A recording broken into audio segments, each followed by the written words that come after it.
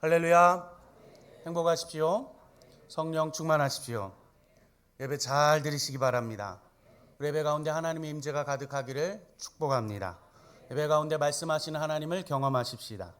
예배를 통해 승리해서 새벽 이슬과 같은 우리 주의 백성들이 이 나라 이 민족과 온 세계 열방 가운데 우리 빛과 소금이 되고 여러분이 선언한 대로 선포한 대로 고백한 대로 다 이루어지시기를 주님의 이름으로 간절히 축원합니다.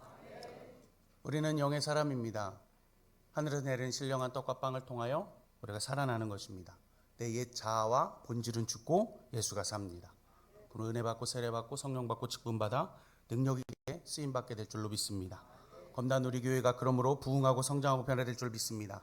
여호수아 23장 10절의 말씀처럼 한 사람 한 사람의 인당 천을 감당해서 거룩히 기름 부음 받은 이 교회를 통하여 하나님이 이 교회를 통해서 하나님의 놀라운 일을 부흥을 이루어 주실 줄 간절히 축원합니다. 아멘. 믿으시면 아멘 하십시다. 할렐루야. 힘있게 아멘 하십시다. 할렐루야. 아멘. 믿는 자는 될지어다. 아멘 안 한 사람도 될지어다. 끝까지 버티는 자도 될지어다. 따라 하십시다. 기대합시다. 기도합시다. 기다립시다.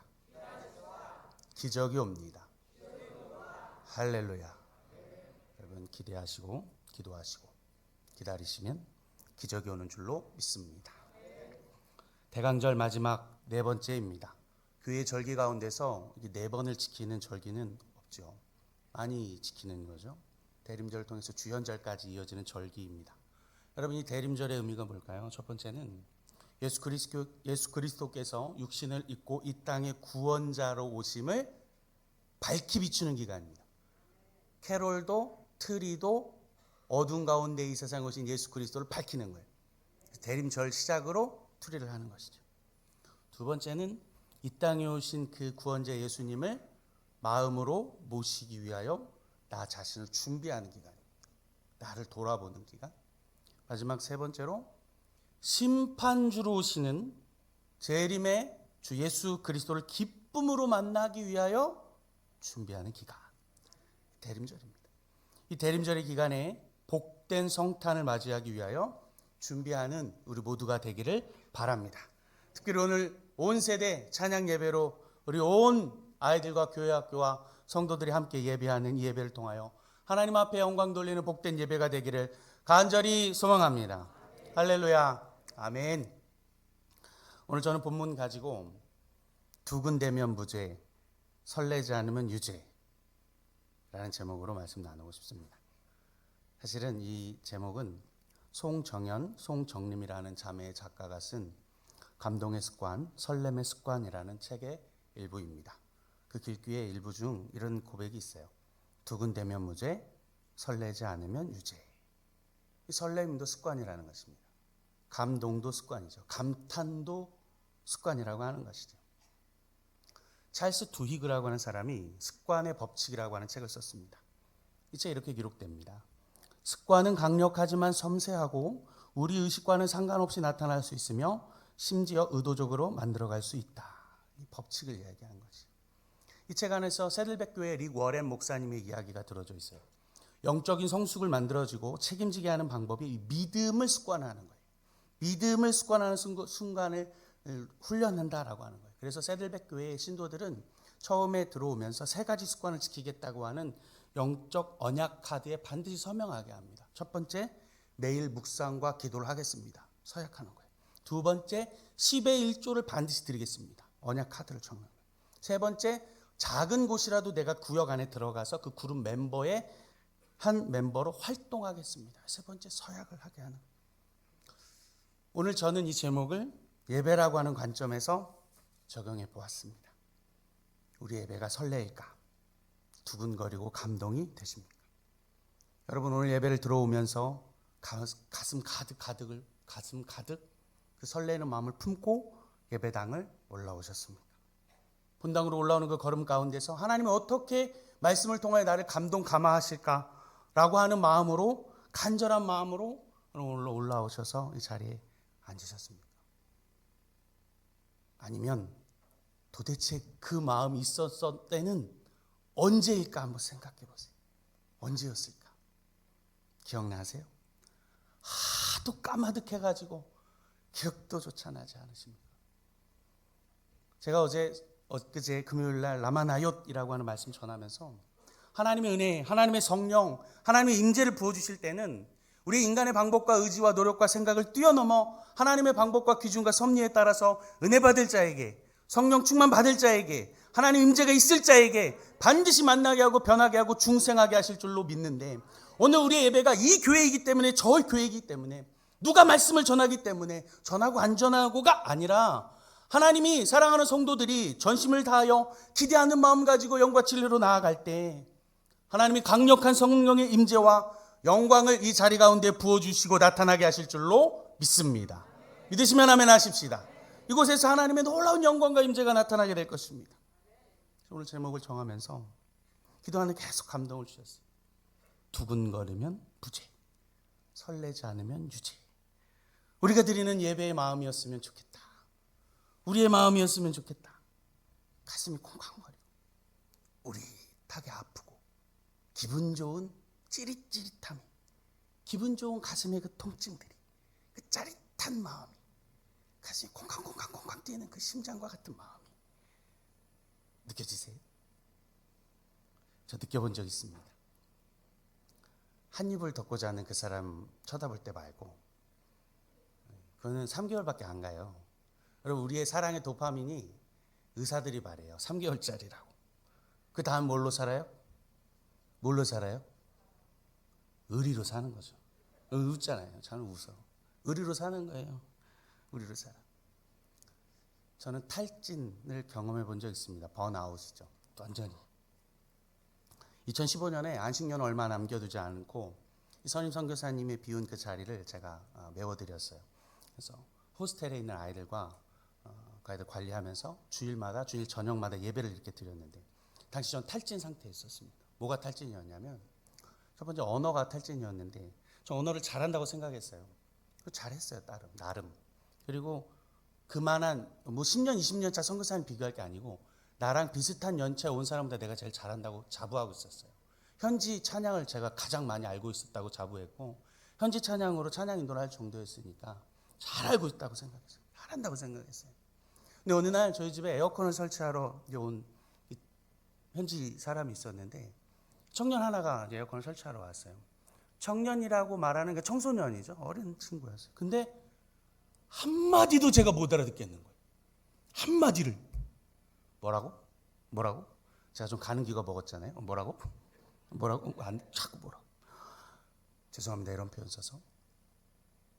젊은 선교사가 와서, 한국에서 온 선교사가 와서 방글라 말로 떠듬떠듬 말하는 거를 현지 목사님들이 제가 개떡같이 말해도 찰떡같이 그냥 알아준 거예요. 알아들어 준 것뿐이에요. 우물한 개구리였다는 사실이 다 깨달아지는데 충격이었습니다. 착각하고 살았던 거죠. 두 번째는 사역이었는데, 태권도 매트 깔고 제가 태권도 사역하고 기타 가르치고 음악 가르치고 사역을 막 했어요. 여러분, 방송인 강호동 씨가 한 말인데 혹시 들어본 적 있으실 것 같습니다. 이 강호동 씨가 이런 말을 한 적이 있습니다. 이 사람 천재거든요. 본능이 아주 그냥 대단한 사람인데, 아는데 설명은 내가 못하겠다. 본능이 있고 천재여가지고 알아. 몸은 알아. 설명을 못하는 거예요. 여러분, 이 말이 제가 참 생각이 났는데, 가르침이라는 게 특별한 은사이구나. 특별한 사람들만이 가르칠 수 있는 거구나를 깨달았던 거예요.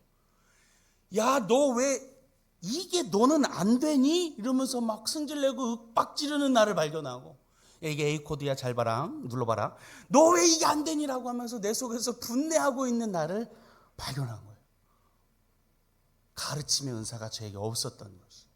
그래서 힘들고 사역이 버겁고 가기가 싫고 넉다운 되기 시작했습니다.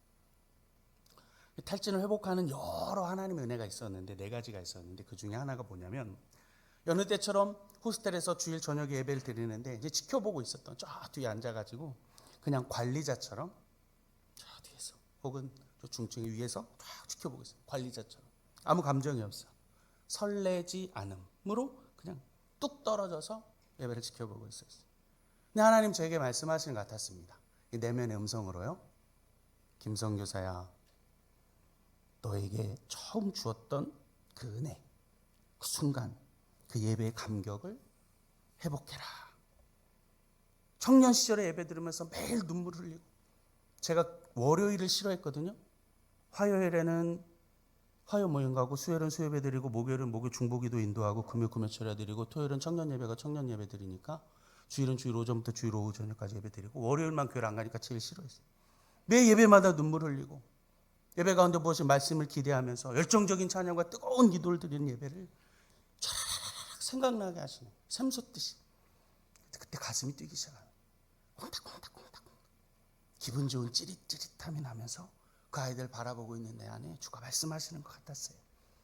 그 설렘과 그 두근거림을 기억하고 안식년을 준비하고 탈진을 회복할 수 있었던 것 같아요. 하나님의 임재와 감동이 있는 예배를 대하여 지금도 사모하고 기대하고 노력하고 준비하고 있으며, 그런 예배를 꿈꾸고 디자인하고 있습니다.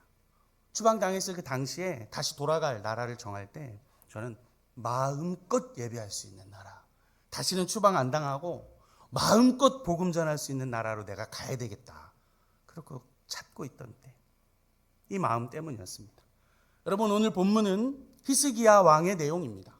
히스기야는 남유다 20명 중에서도 정직히 행하던 8명의 왕이었습니다. 그 8명 중에서도 히스기야는 아주 독특한 일을 했습니다. 특별한 일을 했습니다. 그 중에 첫 번째가 뭐냐면 산당을 다 제거해 버렸습니다. 그리고 온 유대 산들 곳곳에 푸른 나무 아래에서 음란하게 행하던 그 모든 산당들을 다 제거해 버렸다는 말입니다. 다 불태웠습니다. 더럽고 추악한 것들을 다 불태우고 없애버리고 제거함으로 하나님 앞에 하나님의 마음을 기쁘게 하고 시원하게 하는 자였다는 것입니다. 역대하 31장 1절에 이런 기록이 있습니다. 이 모든 일이 끝남에 거기에 있는 이스라엘 무리가 나가서 유다 여러 성읍에 이르러 주상들을 깨뜨리며 아세라 목상들을 찍으며 유다와 베냐민과 에브라임과 므낫세 온 땅에서 산당들과 제단들을 제거하여 없애고 이스라엘 모든 자손이 각각 자기의 본성 기업으로 돌아갔더라. 다 찍어 없애버린 것이죠. 하나님 기뻐하지 않는 그 우상, 그 산당들을 다 불태워버린 것이죠. 두 번째는 유월절을 지켰습니다. 여러분, 유월절은 모세오경에서 정한 모세의 율법입니다. 반드시 1년에 3차례 나와야 합니다. 유월절 및 무교절, 77절, 초막절 반드시 지켜야 했습니다. 구약성경 신명기 16장 16절로 이런 기록이 기록되어져 있습니다. 너희 가운데 모든 남자는 1년에 3번 곧 무교절, 유월절 다음 날이 무교절입니다. 무교절 77절 초막절에 내 하나님 여호와께서 택하신 곳에서 여호와를 배웁되 빈손으로 뵙지 말고 반드시 지켜야 했습니다. 못 지켰어요. 아니, 안 지킨 겁니다. 하나님 명령 감당하지 못한 거예요. 여러분, 놀라운 것은 여러분 구약성경 안에 유월절 이 무교절을 지켰다는 기록이 없어요. 6번밖에 등장하지 않습니다. 6번밖에 등장하지 않습니다. 별로 놀라지도 않으시네. 여호와의 명령이 명령되어졌는데 6번밖에 기록되지 않았어요. 마지막 7번째는 저는 상징적이라고 생각하는데, 신약으로 넘어가서 예수 그리스도께서 본인의 몸과 피를 흘려주시며 직접 십자가에서 흘리신 유월절, 마지막 유월절 7번째. 오늘 히스기야가 오늘 본문에서 유월절을 지키려고 한 것입니다. 작정한 것이에요. 비록 정한 때는 아니었습니다. 성경에 기록된 첫째 달은 아니에요. 왜냐하면 히스기야가 드라이브를 걸었는데, 강력한 드라이브죠. 성전 정화 드라이브 프로젝트를 가지고 성전을 깨끗이 하기 시작했습니다. 그 일이 조금 늦어지니까 한 달 뒤로 넘어갔지만 그래도 예배하자, 우리가 계속 지켜보자 결정한 것이. 그때 두 가지 반응이 일어납니다. 두 가지 반응. 두근대는 자, 설레지 않은 자입니다. 첫 번째, 두근대는 자가 있었습니다. 오늘 본문 30장 11절로 12절 우리 같이 한번 한 목소리로 읽어보겠습니다. 11절과 12절 함께 읽겠습니다.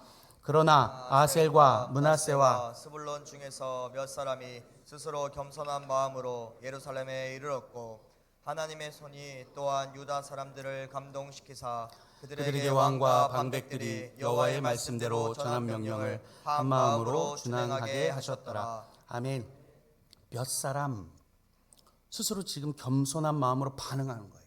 몇 사람. 10절로 보니까 보발권이 에브라임과 므낫세 지방과 각 성읍을 두루 다녔습니다. 두루 스불론까지 온 유대, 온 유대를 지금 다 다닌 것입니다. 보발꾼을 통해서. 여러분 에스더에 보면 새로운 조서가 반포되는데 파발마가 다니면서 이 조서를 다 전파하잖아요. 보발꾼을 통해서 온 유대에 선포한 것입니다. 조서를 보낸 것입니다. 유대 우리 명절을 지키자, 유월절을 지키자 다 선포한 것입니다. 얼마 만에 드리는 예배이냐. 우리가 이 정해진 절기를 지킴으로 나아가자. 보발꾼을 통해서 외쳤습니다. 비록 한 달이 미뤄졌지만 율법이 정한 절기는 아니지만 우리가 모여서 예배하자. 여러분 그럴 때 두 가지 반응이 일어나는 거예요.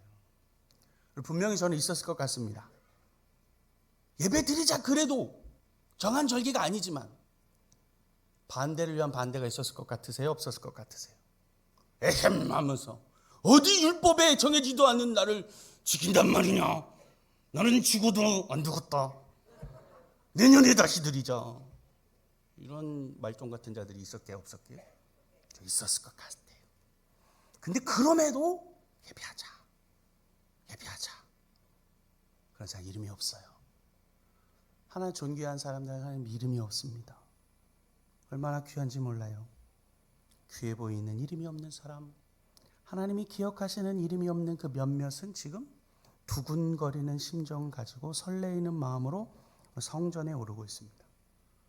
사랑하는 성도 여러분, 여러분 기대하는 마음으로, 두근거리는 마음으로, 가슴이 지금 콩닥콩닥거리는 마음으로 예배 가운데 부어주신 하나님의 영광과 그 무게와 그 임재에 엎드러지는 마음으로 하나님 앞에 나아가고 계십니까? 분당 우리 교회 이찬수 목사가 감사라고 하는 책을 썼습니다. 감사는 습관이다. 감사는 선택이다. 선택하는 거예요. 감사하기로 결정하는 것이죠. 감동해야 하고 감탄하자. 감사하기로 결정하자. 그 책에서 다윗을 소개해요. 사무엘하 6장에서 다윗이 꿈에 그리던 언약궤를 자신의 집 자기의 성 시온성에 들여올 계획을 준비합니다. 성대하게 준비합니다.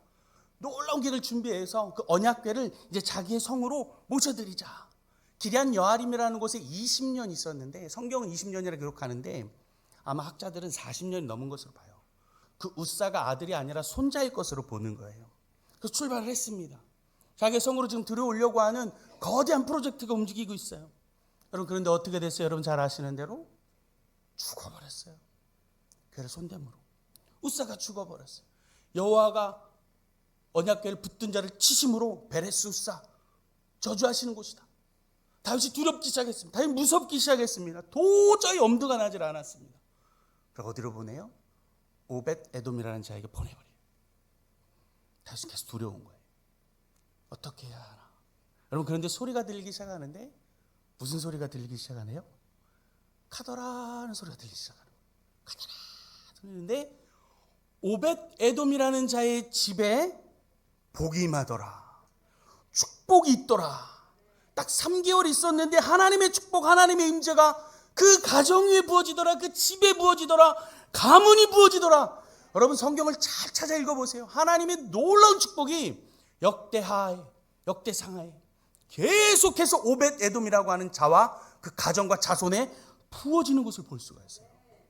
대단한 복이 들려지더라. 여러분 이 소식을 다윗이 딱 들었습니다. 여러분 다윗이 위대한 사람이에요. 제가 금요일날 설교했지만 믿음의 사람인 이유가 있어요. 사울처럼 시기하지 않았습니다.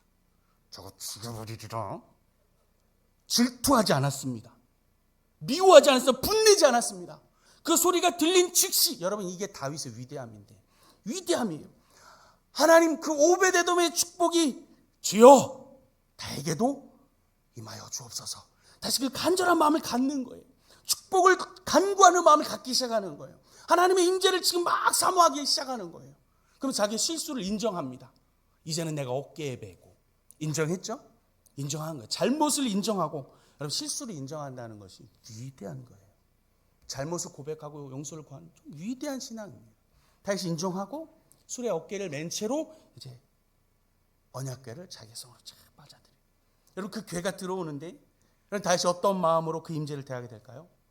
사무엘하 6장 14절로 15절의 말씀 우리 같이 앞에 띄워주시면 같이 한번 읽어보겠습니다. 14절로 15절 우리 같이 한번 읽어볼까요? 함께 읽겠습니다.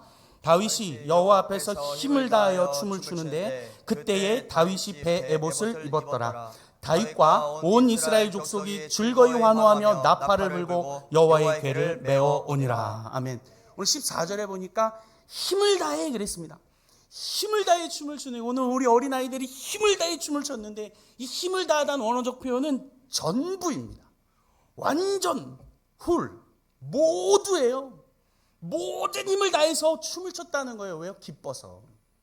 20절에 보니까 바지가 내려가는 줄도 모르고 자기의 몸을 드러내는 줄도 모르고 힘을 다하여 춤을 춘 것이에요. 주님의 임재 앞에서라는 찬양이 있어요. 제가 참 좋아하는 찬양인데, 주님의 임재 앞에서 권능의 날개 아래서 다윗처럼 춤을 추는 거예요. 주님의 임재 앞에서, 이 마음이 아니고 완전 전부 춤을 추며 띠을 뛰는 것입니다. 제가 이러니까 앞에서 안 뛰어요. 무너질까 봐. 그 마음으로 뛰는 거예요. 그 마음으로. 다윗이 내려가는 줄도 모르고.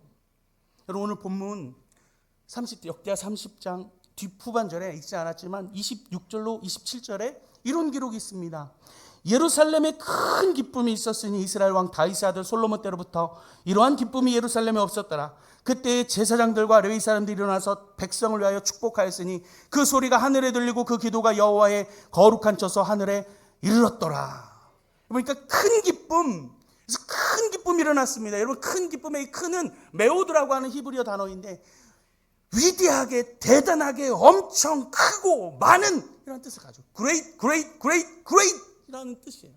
엄청 많은 기쁨이, 큰 축제가 하나님 향해 전심으로 예배할 때 그 큰 기쁨과 감격과 감사와 감동이 오늘 이 자리 가운데도 임하게 될 줄로 믿습니다. 여러분, 그때 제사장들이, 레위 지파의 어른들이 축복해 주는 거예요. 강복해 주는 것입니다. 아론의 강복, 민수기 6장에 있는 거죠. 강복해 주는 거예요. 어른들이 자녀들을 지금 축복해 주는 거예요. 오늘 온 세대 찬양 예배로 우리 아이들이 함께 나와서 찬양하며 예배하며 영광 돌렸습니다. 얼마나 좋으세요? 아이들이 함께 옆에서 함께 기도도 했습니다. 얼마나 복되고 좋으십니까? 여러분, 좋으시죠? 안 좋으신 것 같아서 한 번 더 물어봤습니다. 여러분, 좋으시죠? 아멘이세요?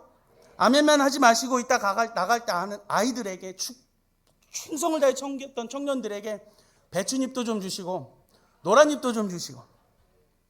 아멘을 들렸거든요, 제가 지금. 아멘 한 사람은 믿음으로 반응하시기 바랍니다. 얼마나 좋아요.